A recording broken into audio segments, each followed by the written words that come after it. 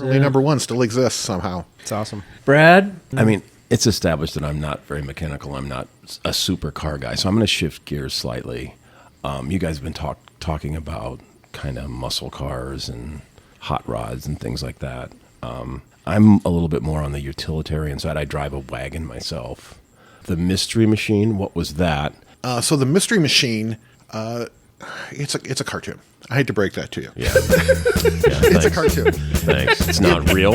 It's not real. What are the mysteries of Brad's childhood has been shattered? The mystery is what is it, and it's not real. Well, you should have just saw the defeat on Brad's face a second ago. Wow. It's probably Really beaten down. It's probably the Really closest. All right, boys, here we go. Bo, Luke, how's the go going? Going well, Raymond. Yeah, solid. Brad, 7 days ago, you were pretty banged up with something respiratory. How you feeling now? I'm on the mend, but not fully. I'm currently being powered by Zicam, Right. Hall's Honey Lemon, and Zicam. So I shouldn't. Did I say Zicam? Zicam? Wait a minute. NyQuil. Brad's famous 3 ingredients. NyQuil, Jameson. Zicam, Hall's.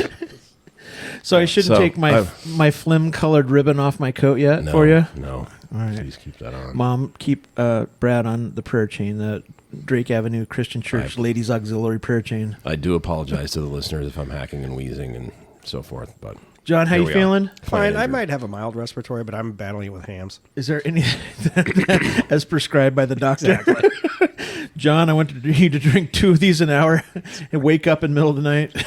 Exactly. Okay.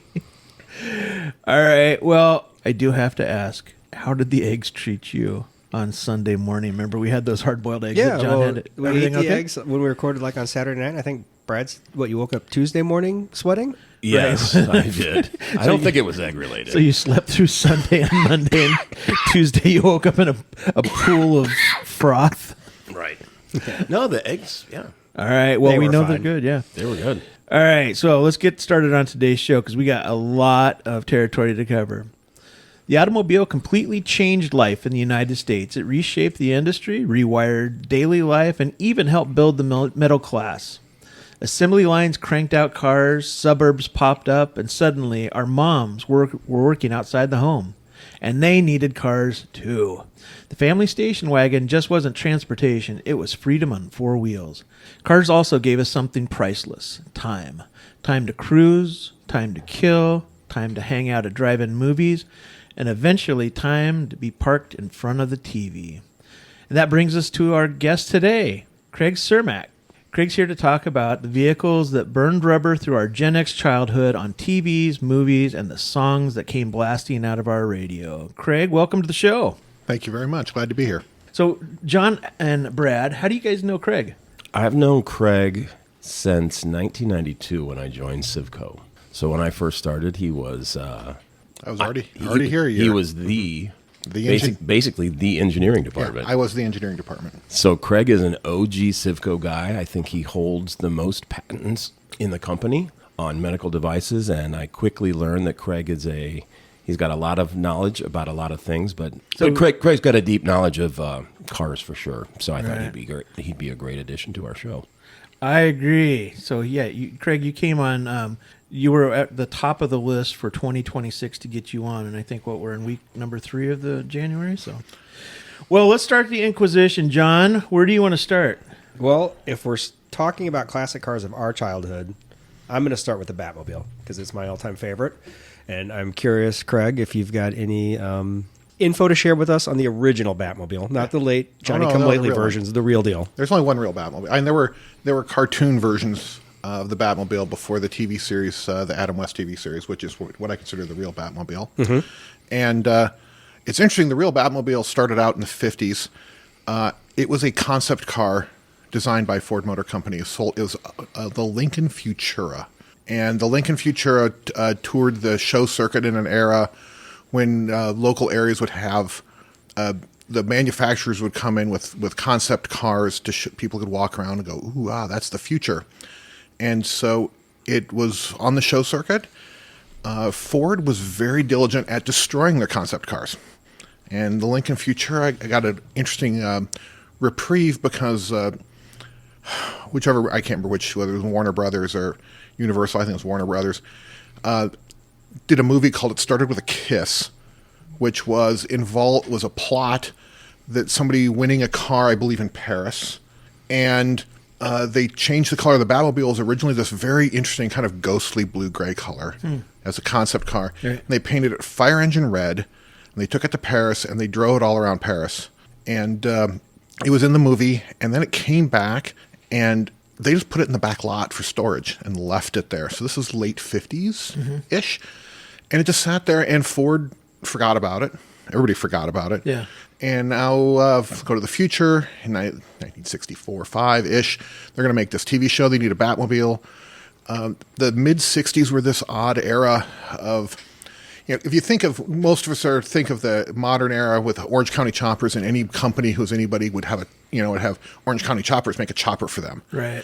So in the 60s, custom cars kind of filled that area, and George Barris was the guy who would make you a custom car. Sonny and Cher had custom Mustangs that George Barris made. Yeah. The Munster coach was made by George Barris. So yes. they tapped him and said, make a Batmobile, and by the way, because, to save some money, take a look in the back lot and see if there's anything interesting. Yeah.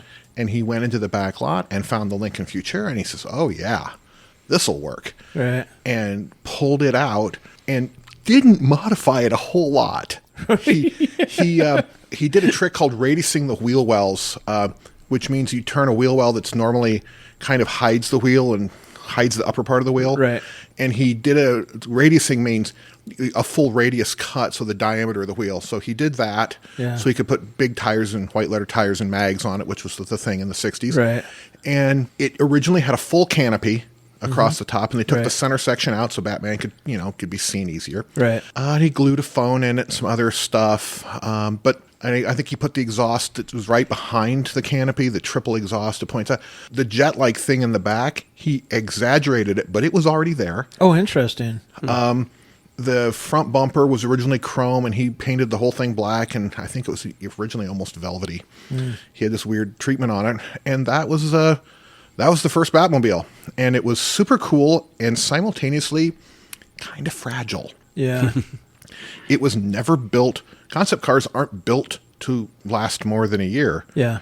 And it was already a few years old and had traveled around the world, and so almost immediately after it appeared on screen, they realized they needed something more robust. And so George Barris had fiberglass molds made of the entire car body. So that he could make complete, think almost like a model car, a giant he could make a mold like a boat. Right. And he could cast an entirely new Batmobile the right shape. And they would use the original Batmobile when they needed an interior shot. But when Batman was driving at high speeds through the timber or off the road or wherever, they could use one of these fiberglass things, and they wouldn't wreck it. Right. If they wrecked it, it'd be like, oopsies, put another body on it. Right. Typically, they didn't even open the doors on them. They would just paint them to match, put the same wheels on it, put it on a chassis with an engine in it, Right. and a stuntman would drive it wearing Batmobile, or Batman's cowl. And George Barris was quite the entrepreneur, and he has this mold to make Batmobiles, and nobody did it as much, George Lucas hadn't come along and figured out that you can sell everything. Right. And so George Barris has this mold to make Batmobiles. Yeah. And he makes a half a dozen for the TV show, roughly, I think. And then he made, I'm throwing out rough numbers. I don't remember the exact numbers. I've read articles. Right. I'm going to say less than a dozen. He put ads for sale in the back of car magazines. Own your own Batmobile. Right. And you could buy one. And it sounded too good to be true. You could buy your own. It would come in a big crate, and they'd give you the body, and you had to fill everything else in. Right. And And interestingly at that enough, time, other people were doing that. Dune buggies. yeah, dune buggies were really hot, and this was a big project, the Batmobile, compared to a dune buggy. But it was I think he sold a dozen or less. They weren't terribly common. And in the hierarchy of value, you have the original, the Barris-made ones for the TV show that were fiberglass, and then the Barris-made copies that landed around the world. And one of those ended up in Cedar Rapids, Iowa, Oh, interesting. and was around for decades locally. I do not know if it's still in the area, but you'd go to shows, and it would be there. Right. and the guy that had it for a long time. I think it came to Cedar Rapids, didn't get built immediately, and then when it was finally fleshed out and made into a car, so the guy that had it didn't buy it new, I don't believe. Right. But it was not part of Duffy's. It was just a guy, and he would take it to shows, and he had the paperwork. He would take and had copies of all the stuff that he could show. That's like, this is an actual Barris Batmobile, Right. which is a pretty big deal. Well, you answered one of the mysteries of my childhood, because I have an indelible memory as a small child going to a Safeway in Dallas, Texas, and they had a Batmobile and a Batman there doing autographs and pictures. And I've kind of wondered through the years, like, there's no way the original Batmobile from California found its way to a Safeway in Dallas, but I bet it was one of these fiberglass It's one of the buildups fiberglass- used for promotions. I would assume it would be. They could use them for promotional pretty easy. They were the original Batmobile, being a concept car. They're pretty heavy. If you consider the way it had lots of gee-whizzy options on it. Whereas the fiberglass bodied thing was really a light thing. It's really easy to move around. Right. So I would bet it was one of the multiple. Yeah. Now, do you have any multiple idea copies. what one of, the original Barris ones would go for in an auction? I haven't Recently? I can't tell you. You'd have to. I remember watching one of the Barris ones go up for auction. Actually, I think the original Lincoln Futura went up, and I'll be candid. I was somewhat surprised Ford let it go because at any moment, Ford has enough lawyers that they could say that's really ours. Right. It's still really theirs. Yeah. Yeah. But it's been auctioned. I can't remember if it cleared $1 million or not. It was a lot of these cars. It almost becomes paper. It almost becomes monopoly money at certain times. Right. I always thought the Barrett front Jackson. the front end of the Batmobile looked like a Pontiac. I mean, it kind of had like a Pontiac feel to it. I could see that. It had the cowled headlights, those leading edge headlights. Right. Well, that's fascinating. California at that time was doing all sorts of interesting things, like Big Daddy, whatever. I guess Big Daddy Darnell, the drag racer. Right. And- And Rat Fink and all of those guys were out doing stuff. I know you talked about not the Addams Family, but the Munsters. The Munsters, yeah. So the Munsters kind of started a whole thing like that out in California, that look of car that Barris, is that his name? Barris did that one. Barris was just mimicking a look that was already kind of there. He knew that it needed to. He knew about Fred Gwynn, and that so specifically there's the Munster Coach, which is the limousine type thing, which is made out of a pair of Model Ts put together lengthwise to get the length, and he fabricated kind of the middle section. It was like a hot rod hearse, right? Like a hot rod thing. Yeah, it was supposed to look ghoulish. But he was using the styles that were already out there. That was, he wanted to build, he just had to build it really big and really tall so that Fred Gwynn could sit in it. Yeah. And then the second vehicle they built, which I believe was originally for like a TV movie. I'm going to have to look it up for sure, but it's a longer thing, was they built the Dragula, Yeah. which was the drag car with the fiberglass coffin body on it. And it's a fairly neat looking thing. It's got a canopy, like a jet canopy on the back that they molded. And it looks really cool, and it's really cool to sit in it. I watched a really interesting show, and it's really cool to sit in it for about the first 30 seconds. Right.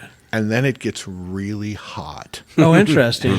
Really, really hot. Because you're sitting on top of the engine? No, because you're sitting in this very tight enclosed bubble. Oh, I see. And there's just the car was not designed to be a car, and it has no airflow, absolutely zero airflow. So, and the fact that it's glass, it's the greenhouse effect. It just gets hot fast. All right. Well, I will go next since Brad's a little banged up here. So, a lot of my Saturday nights were tied up watching Bo and Luke Duke and the Dukes of Hazzard. Maybe you could tell us a little bit about, at least starting with the General Lee. What kind of vehicle was that? So the General Lee is a '69 Dodge Charger, and there's rumors, and so a lot of the stuff is just from articles I'd read over the years and people thinking things. So I haven't had one guy say this is absolutely the truth, but you have to take a step back to a movie that is sort of a cult classic movie called Bullitt. Yeah, the Mustang. And the Mustang. See, the thing is, the Mustang is what everybody remembers. The stunt guys all remembered the Dodge Charger. Interesting. The Mustang was souped up and had custom suspension done to it, and it was really badass. Steve McQueen had a really badass Mustang, and the Dodge Charger was essentially off the showroom floor. Oh yeah. And the Mustang couldn't keep up with it if its life depended on it. Right. It couldn't corner as well. It couldn't accelerate as well.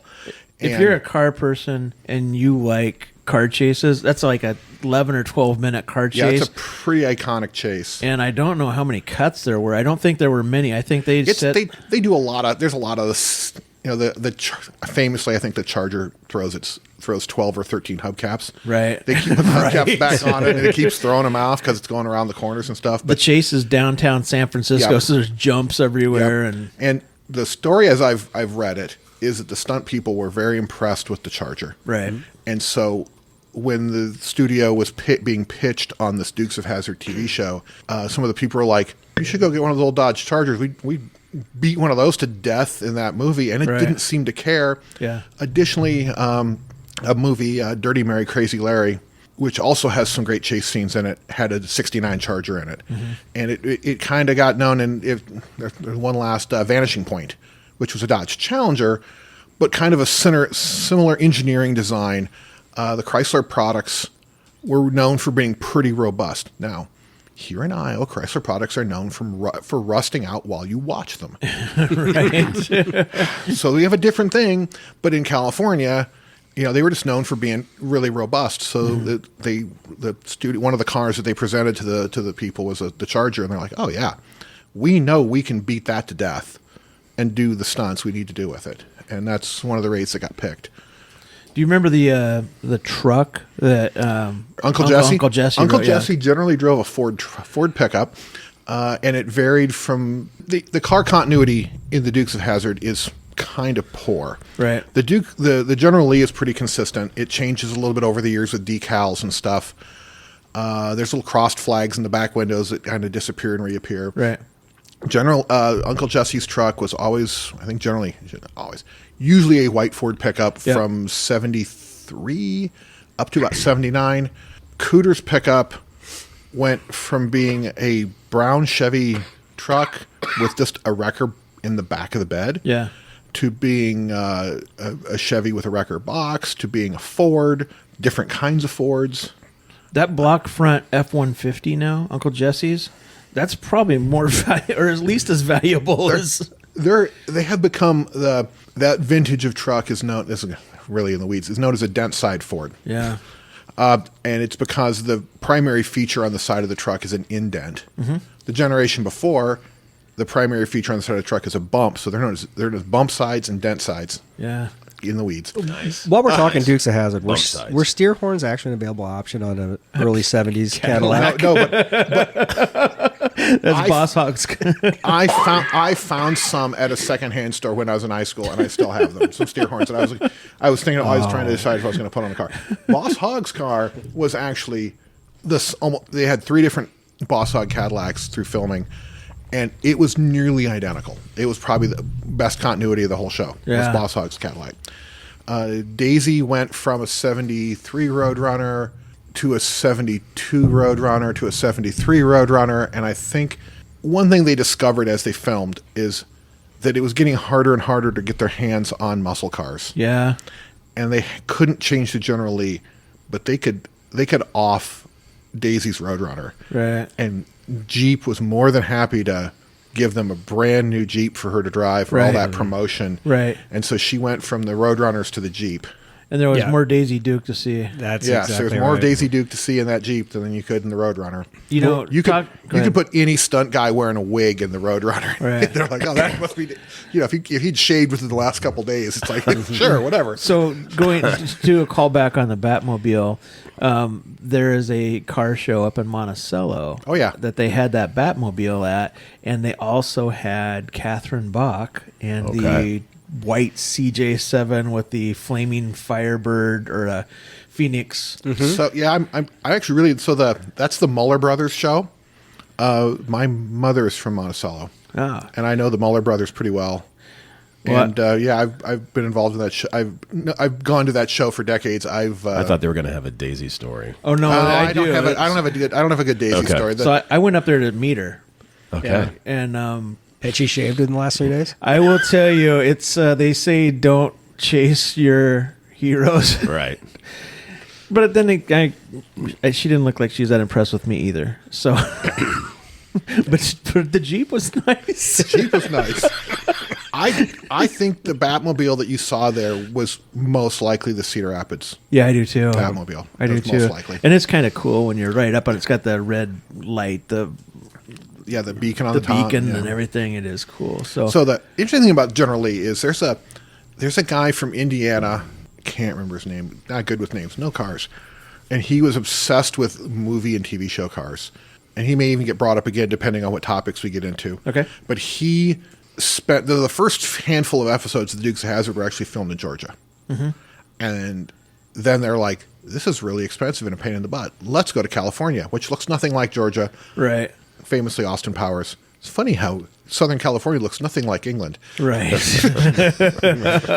But so he went there looking to find Dukes of Hazzard Down to Georgia looking for artifacts, and it took him a long time and lots of dead ends and knocking on doors and putting flyers up, and basically he figured out where some of the early wrecked vehicles had gone. Oh, interesting.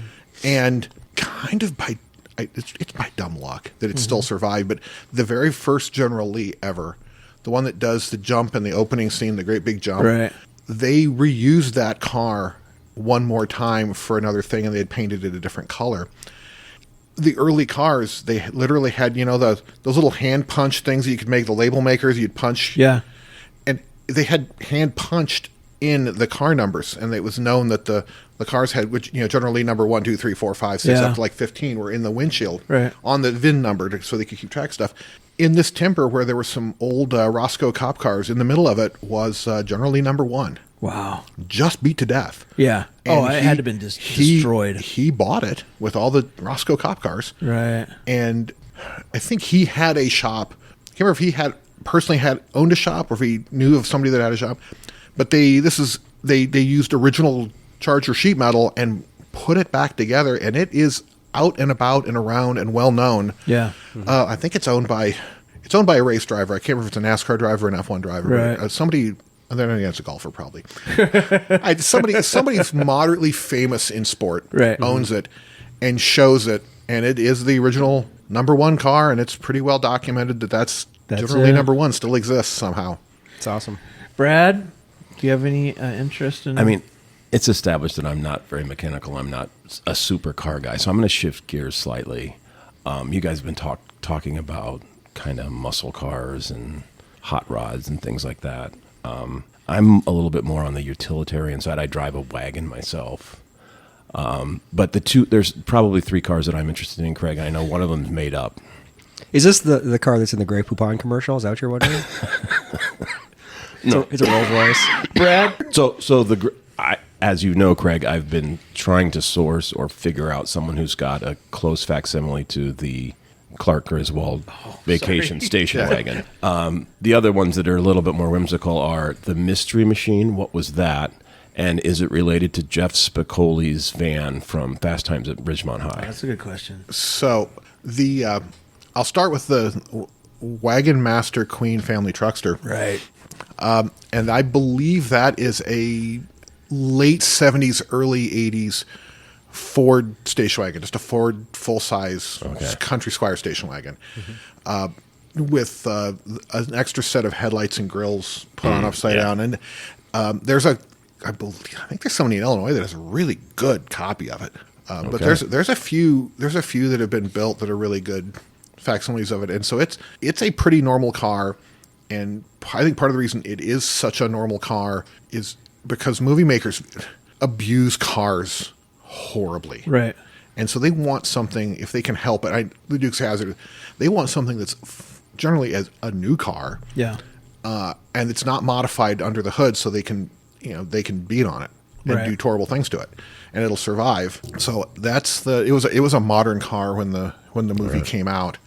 And you think I could find one if I tried hard? If you really want the Wagon Master Queen Family Truckster, I think I've got one of those words out of order, but it's all there. Wagon Master Family Queen Truckster. It's something.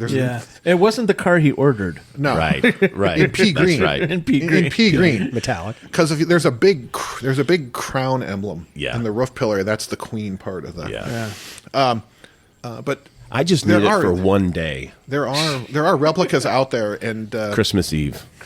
yes, I know why. Yeah. Do you not have a spare station wagon somewhere, Not Craig, anymore. that we could do something I've with? had to downsize a lot. Unfortunately, I don't currently own a cool vintage station wagon. I used to actually have a really cool vintage Pontiac ambulance, Oh yeah. and that was kind of fun. I brought that. That was actually represented Civco in the parade in Oh, yeah. Kelowna a couple Yeah. years. Yeah. But so the Mystery Machine, it's a cartoon. I hate to break that to you. Yeah. It's a cartoon. Thanks. It's not real. It's not real. What the mysteries of Brad's childhood has been The shattered? mystery is what is it, and it's not real. Well, you should have just saw the defeat on Brad's face a But second ago. Wow. It's probably Really the, beaten down. It's probably the Really beaten closest. down. It's probably the closest to a '60s era Chevrolet cargo van, Okay. Ford control van. The first semi-modern cargo vans that were made in the United States were all forward control, which means you sit kind of ahead of or on top of the front axle. And the engine was between the seats. If anyone had the misfortune of owning, I think there was some Toyota in the 80s. There were some Toyota minivans when they first came out that were forward control. I remember reading an article in Motor Trend back in the day.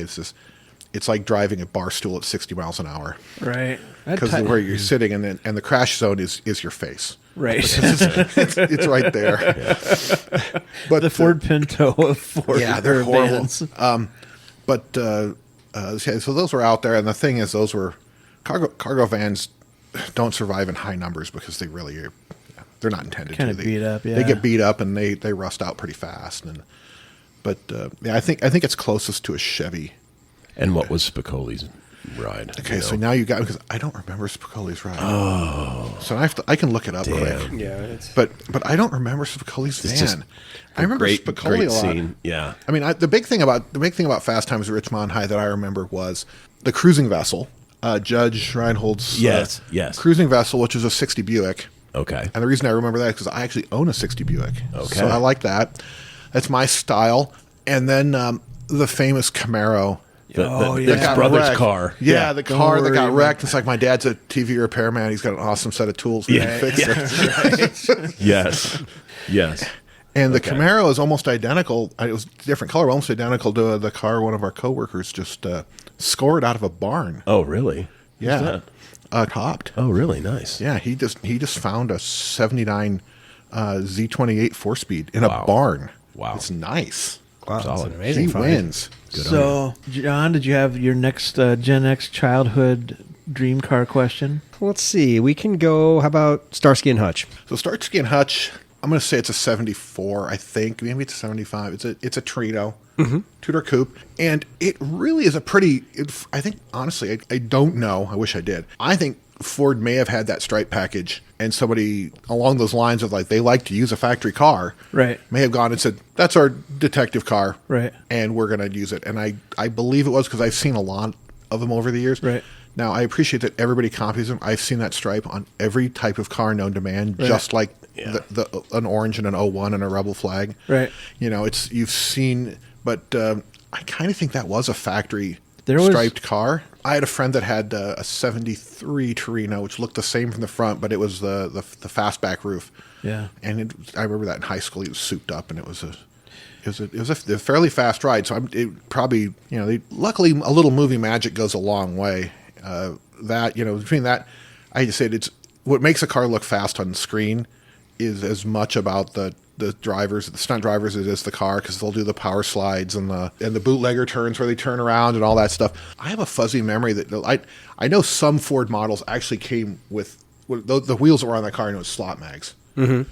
And I know that there were certain Ford models that actually came with factory slot mags. That was one of their. They sold them that way.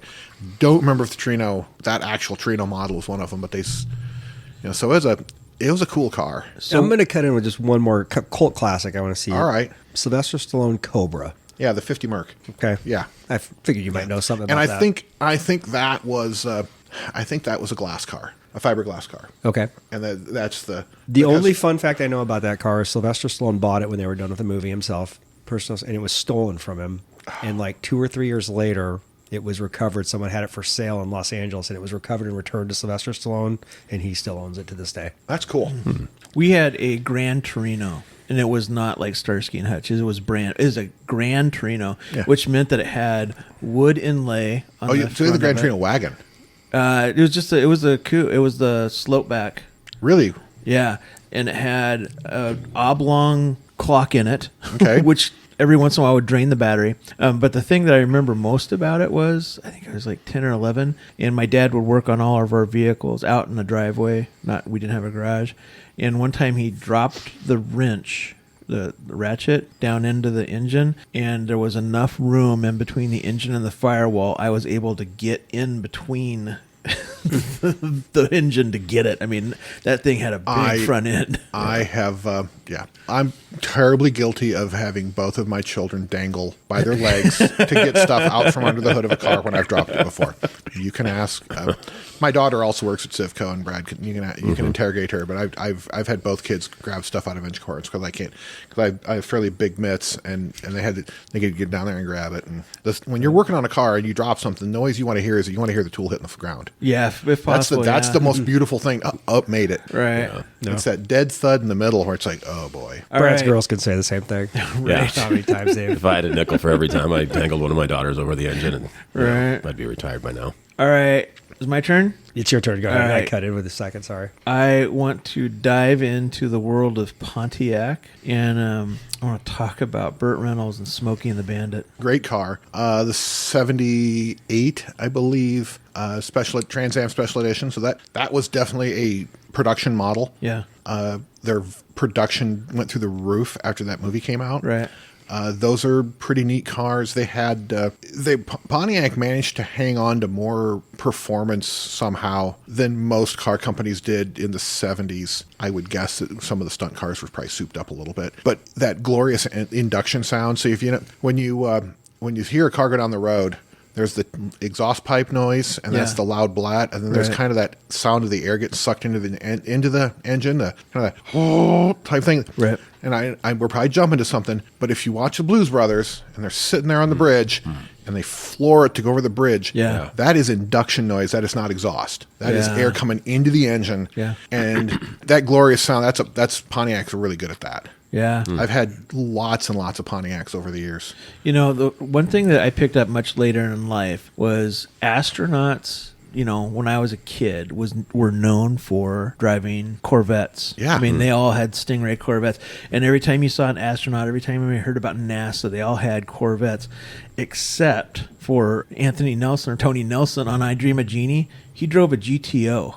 He had a Pontiac GTO. So to be clear, in the era of in the 60s, most TV shows were corporate shows. Yeah. And so they'd mix it up a little bit. The Beverly Hillbillies, for example, was a Mopar show. Oh, interesting.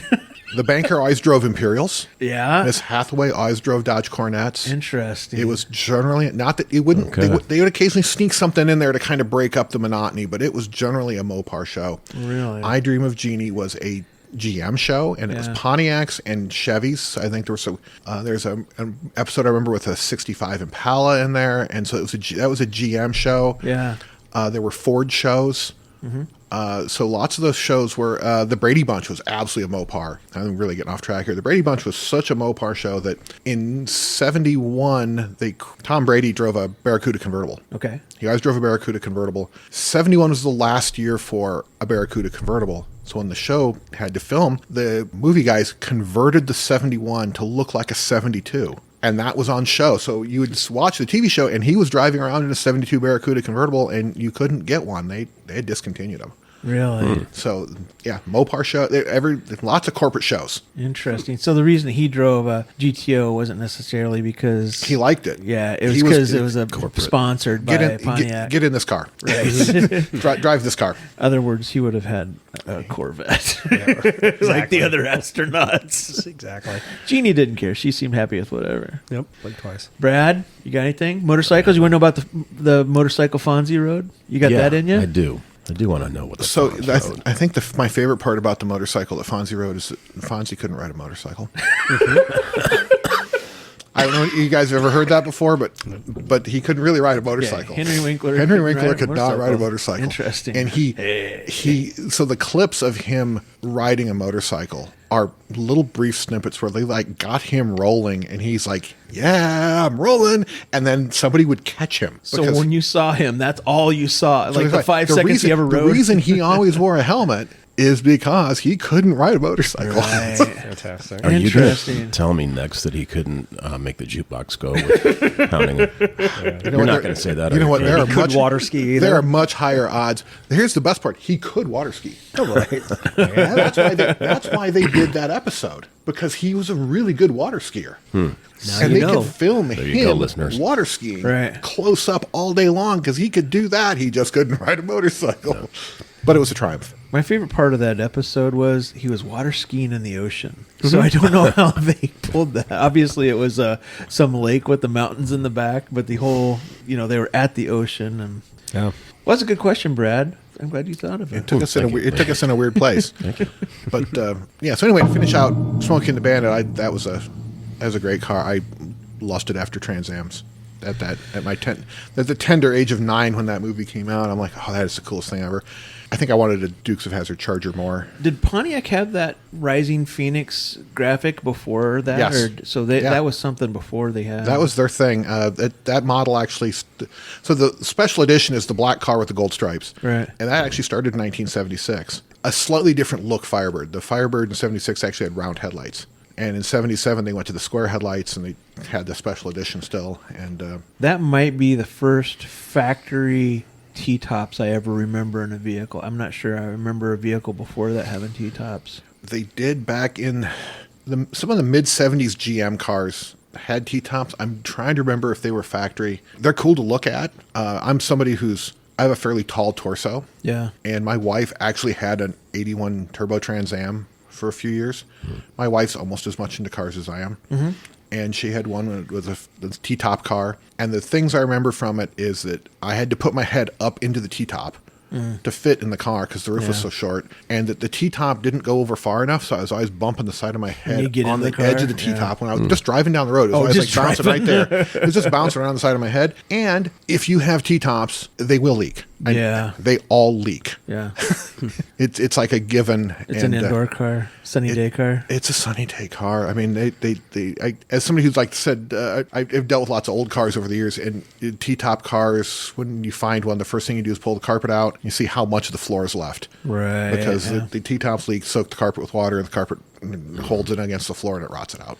Was there a GM equivalent of that Pontiac Firebird? Well, there was a Camaro Z28. Oh, yeah, the Camaro, yeah. Yeah, and the Z28 disappeared for a few years in the mid '70s. The middle of the malaise era of cars kind of sucked. Actually, it was the beginning of cars kind of sucking. Who had the bigger engine there? Were they pretty similar? Pontiac had the better end. Better Pontiac engine. That would have had been a better word. Yeah. Pontiac had the 400, which was a pretty good engine. The Chevy had more powerful engines, Yeah. but they didn't put them in Camaros by the late '70s. Pontiac made it all the way to '79 with their 400. If I had a say in what Iowa's state motto should be is Iowa, we still have a lot of Pontiacs on the road. I mean, if you go to Fairway or Hy-Vee, there's at least 3 Pontiacs. We have a lot of old cars on the road. We don't have any vehicle inspection. Yeah. We don't have any emissions testing. Yeah. And that is what usually gets cars off the road. Yeah. So our stuff is just out there. And I used to, in the late 90s, early 2000s, I actually daily drove a 65 Pontiac Yeah. to work.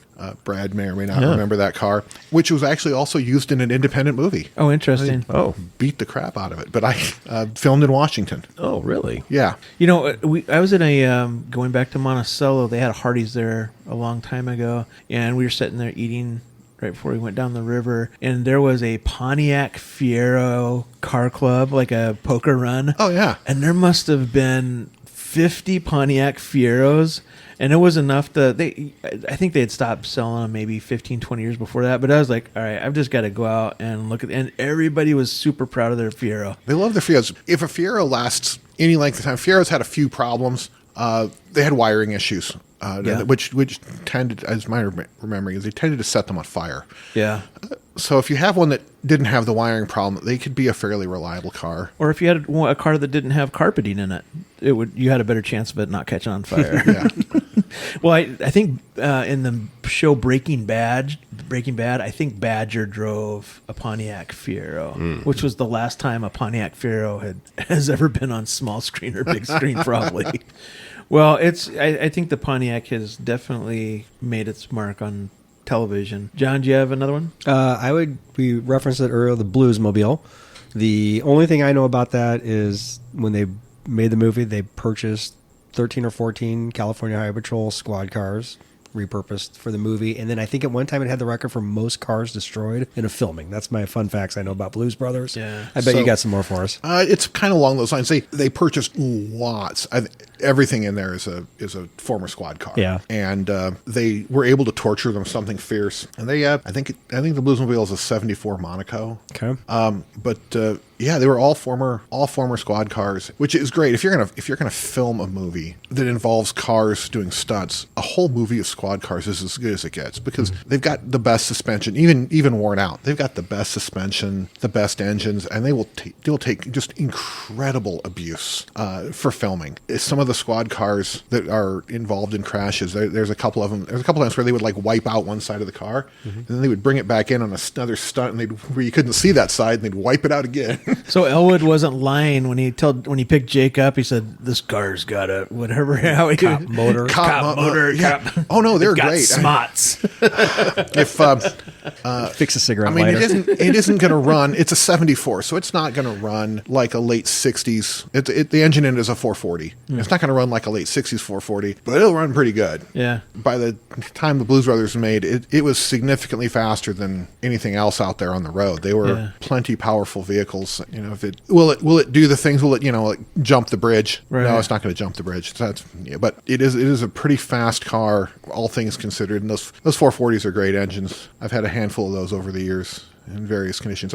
I'm primarily Mopar and Pontiac, so those are my two flavors that I like the best. Right. My favorite trivia about the Blues Brothers is that the Pinto. Yeah. Yeah. Okay, the Pinto, the movie production company had to drop a Pinto out in the middle of nowhere to demonstrate to the FAA that a Pinto will drop like a rock and not fly, because they needed to know, to film that shot, they needed to make sure that the Pinto was going to land where they dropped it. Yeah. And that it wouldn't act as any form of an airfoil and go left or right and land on something it's not supposed to. Right. So they had to go out and drop one, and everybody had to have recorded that it dropped straight, and then they could drop the other one and they could film it dropping. And the other crazy thing about the Blues Brothers is that there's some scenes at the end of the movie where they are driving under the L at 110 miles an hour. And that is not movie magic. They are going 110 miles an hour under the L. And they filmed it the first time, and the guy said, it honestly looks like we just sped the camera up. Yeah. So they got some stunt people to dress up as locals and walk, so that when you see the car go by, you can see that the people are walking the correct speed as the car goes by at 100 miles an hour. Get perspective, To get perspective on it, because no one would think you would actually do it. And it's ridiculously dangerous. If you ponder, the penalty of failure is very high if you're under the L going that speed, because the first thing you're going to hit is a steel post. Oh yeah. I mean, I will tell you the more. So when we got the video cassette of the Blues Brothers, and I wore it out watching it, like the fifth time in, you cannot not help but think, look at all these cars crash. Yeah. I mean, they must have crashed 100 cars. That was the Yeah. It's just, Car crash. It's funny how we're talking about how cars are involved in cinema. Ron Howard. I'm gonna take a side tangent. Ron Howard desperately wanted to be a director when he was an actor, and no one would let him direct. And finally, this director. Wish I knew his name. Now's the time to take a break. You can edit. You can put his name in here. But this director who made B-grade car chase crash movies said, I got a deal for you, because Ron Howard was one of the biggest stars out there at that moment. If you star in one of my movies, I'll let you direct the second movie. And so he starred in a horrifically bad movie called Eat My Dust. Okay. And then he filmed his first movie is a movie called Grand Theft Auto, which is hard to look up these days because you always go to the video game. But there is a movie called Grand Theft Auto, and it's a blast to watch from anybody from our age because everybody from Happy Days is in it. Oh, really? It is full of people. You go, Okay. You go, oh, of course, there's his brother, there's his dad, Yeah. oh, there's Mrs. H. That's crazy. so I think it's Eat My Dust. If you want to give it, say, the director of Eat My Dust, who's Charles Griffith. I think it was the producer, is the guy who is that who it is? The guy, the actual movie maker. You're looking it up. That's good. Well, Craig, I know you're an American muscle car guy. Back to the Future, the DeLorean. Yeah, Total piece of shit car. interesting car. So it's interesting, and the reason is it's like 80% thought out. Mm-hmm. A lot of the car's not bad. The drivetrain they put in is just horrific. It's a Renault drivetrain. Okay. It's not that Renault is a horrifically bad car, but it's not in its natural element. It's in the back of it's facing backwards. It's in a place you can't get to it. And so the worst part is the drivetrain. Okay. The engine, which seems like, well, that's an awful important part of the car. But if you think of all the things the DeLorean, the stainless steel panels, Gull wing doors. the gull wing doors, all that stuff kind of works. Yeah. And fits okay and looks okay, and the styling's not odd. Yeah. I mean, there's a lot of sports cars out there. When you look at them, you're like, oh, somebody must have been drunk when they designed that, Right. And thought it looked really good. They had the thick beer goggles on when they did that. Yeah. No, it looks really nice, and stuff fits, and everything else as a car kind of works. The drivetrain is just really weak. Was John DeLorean attached to like GM or anybody? Oh or my was, gosh, John DeLorean was the father of Pontiac Performance. So He was the president of Pontiac, Okay. and so we'll go down a rabbit hole here. And you brought it up. yeah, that's good. John DeLorean, everybody, all the car companies were very involved in NASCAR. And in 1963, General Motors announced that it was no longer going to sponsor NASCAR racing. Right.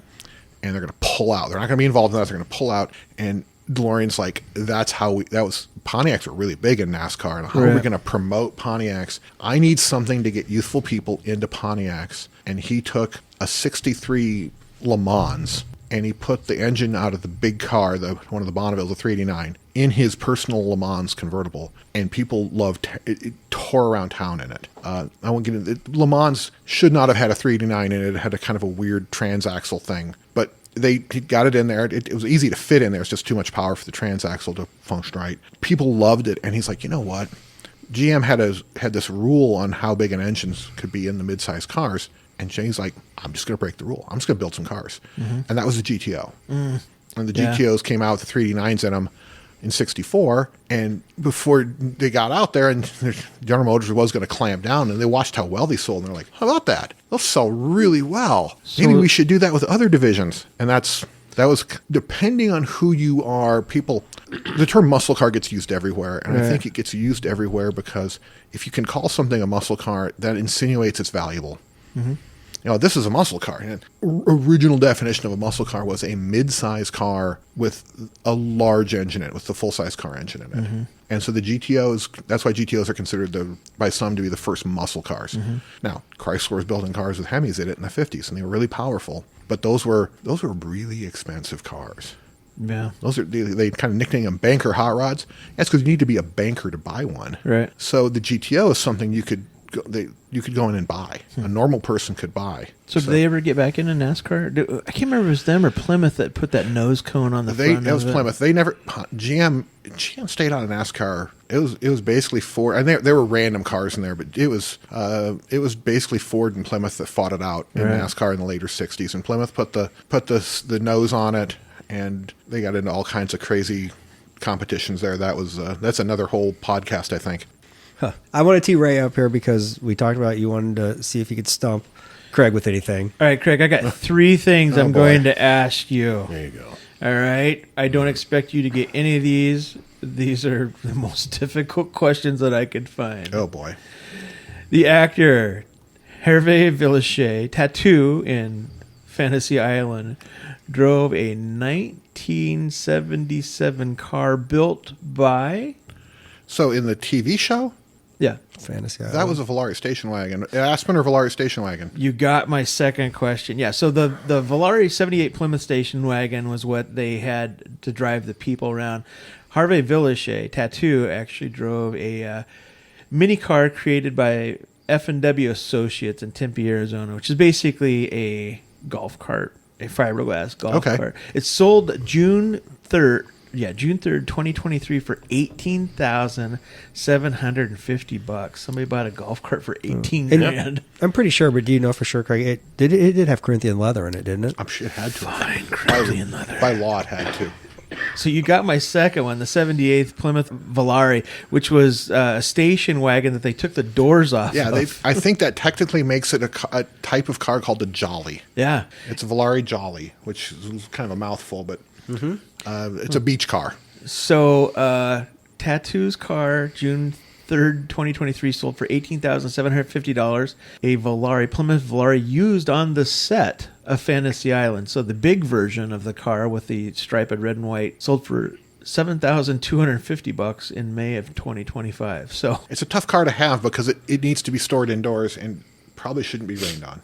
right. I mean, it's got the canopy, but it's Not good for winter. All right, so my last question is, do you have any knowledge of ships specifically from 1971? of what? Ships? The TV show Ships? No, Love Boat.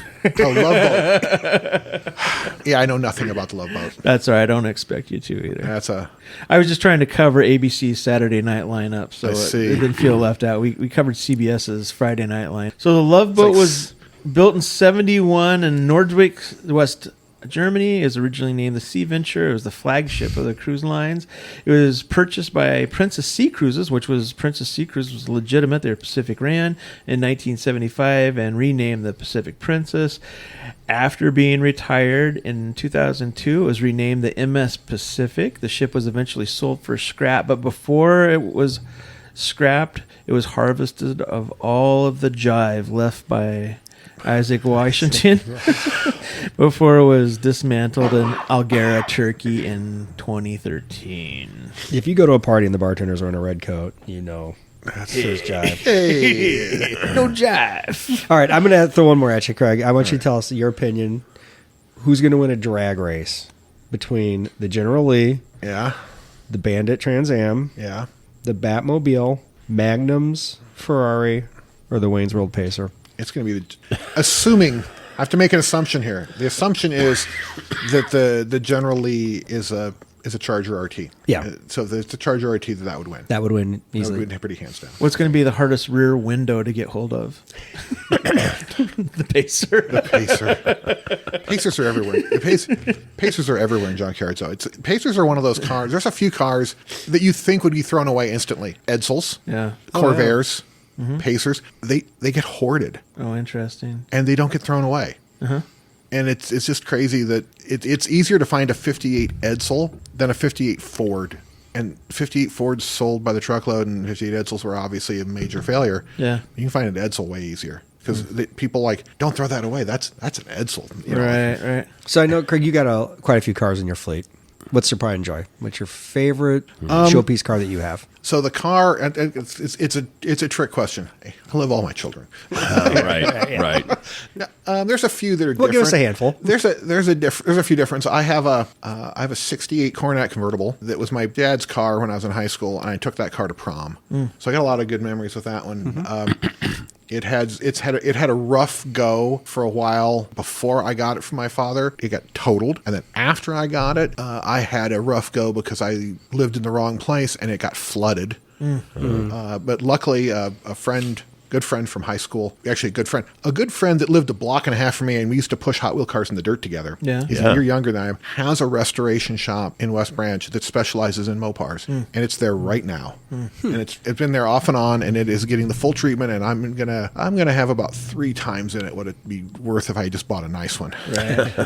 But it's the car I The took to prom. sentimental. I thought you were going to tell us what kind of go it had on prom night, but I'm glad you didn't. No, He said it was flooded. Guess what? Yeah.